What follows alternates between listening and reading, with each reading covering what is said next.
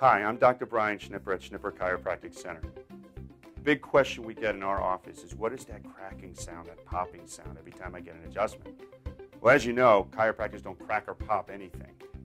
We give adjustments. We give specific adjustments to specific joints in the spine.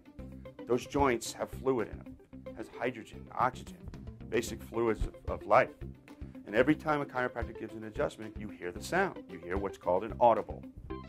The audible is the gases coming to the top and giving a little popping sensation or popping sound, and that's what you hear. Sort of like blowing a bubble at the bottom of a glass of water through a straw.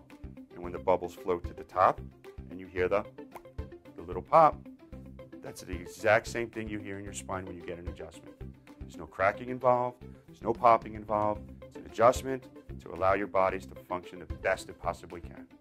At Schnipper Chiropractic Center, where spine is a terrible thing to waste.